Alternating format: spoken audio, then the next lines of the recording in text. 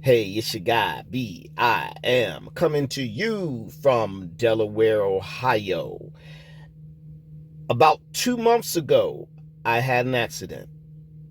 At the time, thought the repairs might take a couple weeks and then I'd be back on the road.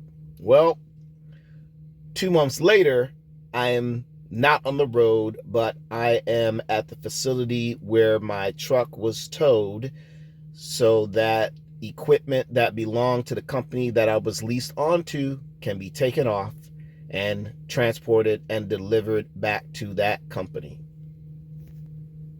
What I want to talk to you about is the importance of having some form of a protocol as an independent contractor, owner operator, when you have an accident. And these are not the protocols of the carrier. I'm talking about having your own personal protocols. So got 5 of them. These 5 aren't necessarily in any order. They were just 5 things that I stepped back and reflected on. So the first one is looking at this most precious asset right here. That's my physical and my mental. Fortunately, with the incident that I had, I was not injured.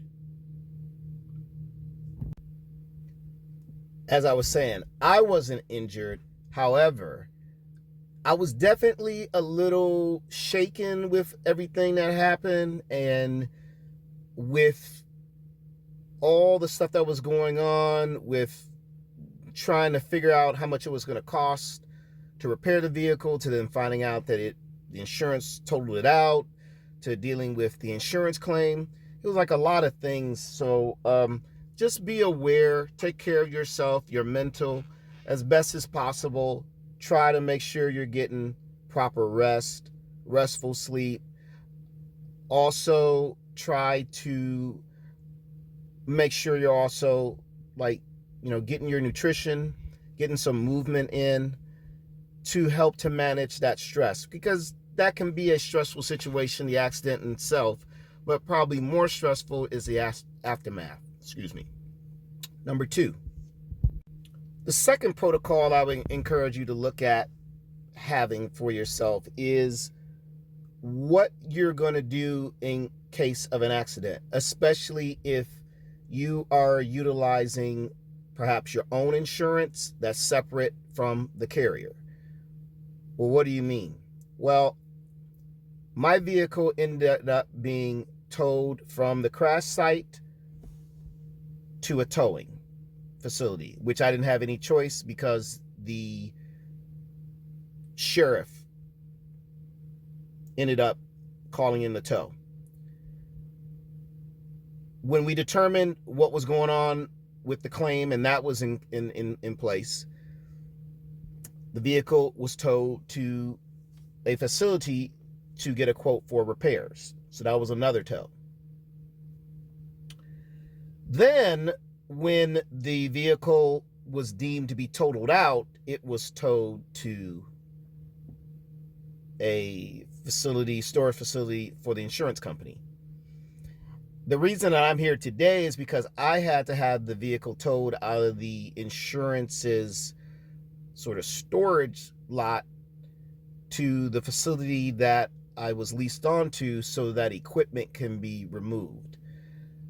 So some of those tows, the tow out of the facility, it's quite a bit of money's involved in that.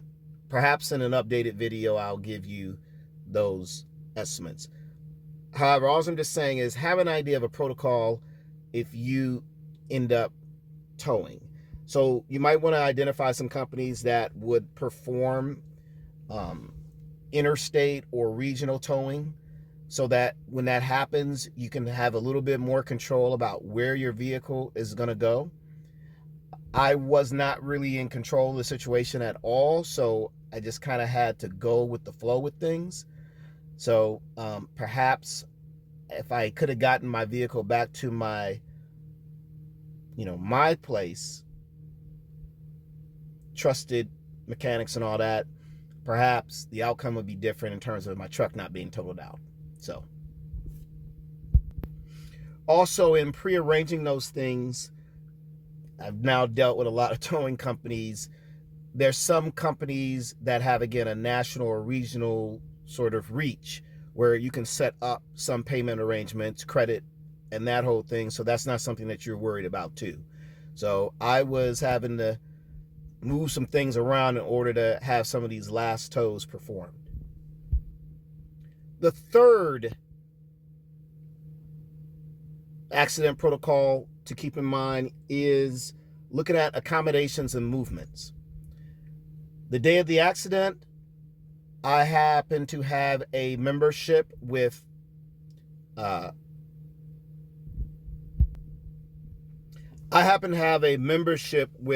corporate lodging consultants, so I'm able to, across the country, have access to discounted accommodations, hotel accommodations. So that was something that I had set up as an independent contractor, leased onto a carrier.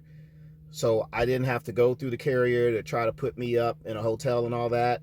And something relatively easy to set up, get yourself some good rates, and then you have like a plan of action for being able to deal with your accommodations. The other thing to kind of keep in mind is also your movement. So again, you have an accident somewhere. I ended up staying for I had a court date. I didn't want to miss that. I wanted to make sure that I knew what was going on with the status of my license. So I ended up staying in Columbus, Ohio, where the accident occurred, until my court date. That was one of the main things that I wanted to do. So with that, I had to also be able to get around. So it's not a bad idea. Maybe, I know rideshare offers like your Lyft and Uber and some other local rideshare companies, they might offer some sort of opportunity for a business. So, you just want to have that available to you as you may need to move around. Similarly, you also, along those same lines, having a membership with an car rental place like an Enterprise, Hertz, Budget, those things to help facilitate your movement while you're not in the truck. Number 4, insurance coverage. So, as I mentioned, my vehicle ended up being totaled. Fortunately, I was so close to having everything paid off, but fortunately, everything was covered through the insurance. I even walked away with $1,600 out of the whole deal, and it will be noted that the truck is paid off on my record should I decide to go that route again. But you definitely want to be knowledgeable about those details in terms of your coverage. So with that said, I had some conversations with the insurance agent that set me up with the insurance, and I asked him some questions about how this will impact my rate. Will I get canceled? And so he provided me with some guidance in asking those questions, because those are good questions to ask. Better to start on that now than to find out at the end of the term that either your company is not going to renew you, or they're going to drop you, or what have you.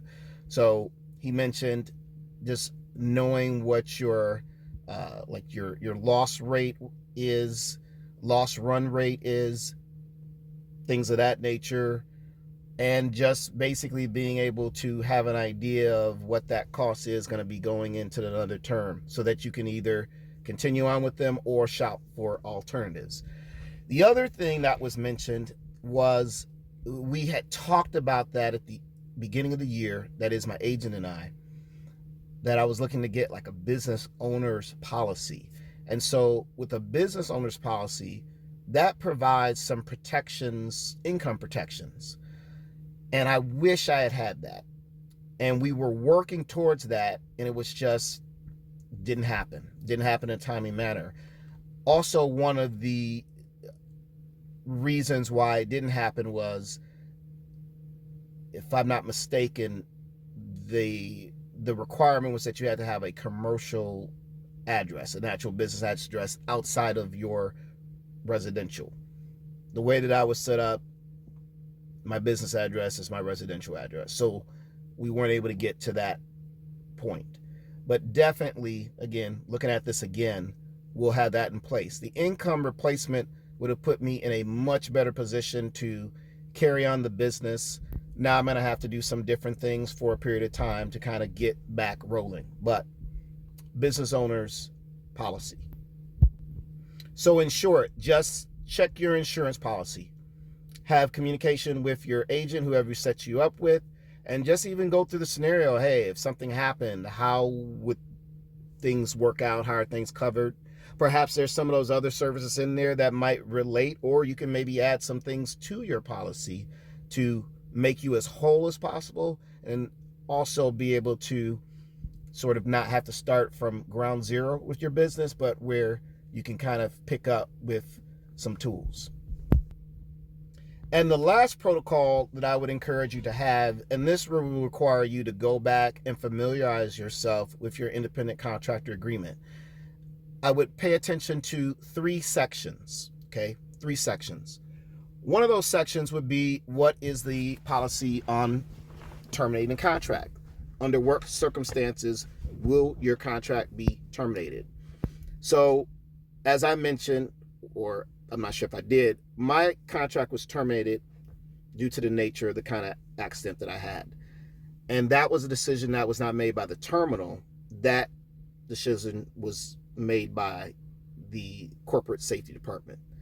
Okay, so the carrier I was with is a rather large carrier, and so they have those levels that a decision was made to terminate the contract. Secondly, what you also want to look at, if as a independent contractor leased on to a carrier, the escrow. Many companies now are requiring an escrow be maintained at a certain amount. And so that escrow, as you come to learn, is not really for you. It's actually to protect the company, with utilizing your resources. So the escrow amount is typically released at the end of your contract, and when you return items that the company allowed you to utilize while in their service, such as, onboard recording devices, cameras, EODs, and the like. So you definitely want to pay attention to, what do I need to do to get my escrow, or as much as possible. And make sure you also, this is even if you're not involved in an accident, but just when you may move on from one carrier to another, making sure that they give you an itemized list of things that were charged against that escrow. I am disputing a charge because the carrier is trying to charge me for 2 tows. Well, one of those, the tow on my tractor, was covered by my insurance, by my company. So I'm negotiating, or I'm pointing out that I shouldn't be charged that before they release the escrow. And the only other thing on this point in terms of reviewing your contract is to be aware of the provisions for returning equipment as well. Who's responsible for, taking things off. Like I said, that's why I'm here in Delaware. This is one of the facilities. Again, I'm with a carrier that has terminals all over the country. So that was a blessing that I was able to get here for them to get things off. I drove my pickup truck up so that I could transport that to the terminal. So again, in summary, accidents may happen. You might be involved in an accident. You might be in a situation where something totally unplanned happened that may lead to some things happening with your equipment. So again, I mentioned those 5 protocols that you might want to develop for yourself as an owner-operator. And so those 5 real quickly are just being mindful about your physical and your mental state, having that in place, looking at the coverages for your insurance in the event that these things happen. What are accommodations that you have, and also how are you going to move around while you're dealing with the situation? Looking at some resources that have that in place, not relying on the carrier. The fourth one, having some sort of arrangement or coordinating some services in advance for potentially towing your vehicle back to where your preferred mechanics work, so that you can have a better assessment of what's going on with your equipment. And then last but not least, as I mentioned, familiarizing yourself with the contract and specifically the areas that deal with escrow, equipment return, and termination of contract. I appreciate you guys taking a moment to hear me out on this. I hope that this will be helpful for any independent contractors out there that are running their truck. I hope that you don't ever have to apply any of this. So just continue to be vigilant and continue to be safe out there. And we'll catch you next time. Please, if this was of value to you in any form or fashion, I encourage you to subscribe to our channel. Also, in the comments, if you want to note maybe some specific questions about what happens when you're involved in an accident, go ahead and put those comments in the comment section, and I will do my best to respond accordingly. All right, until we see each other again, thank you for your listening ear, and thank you for your investment of time.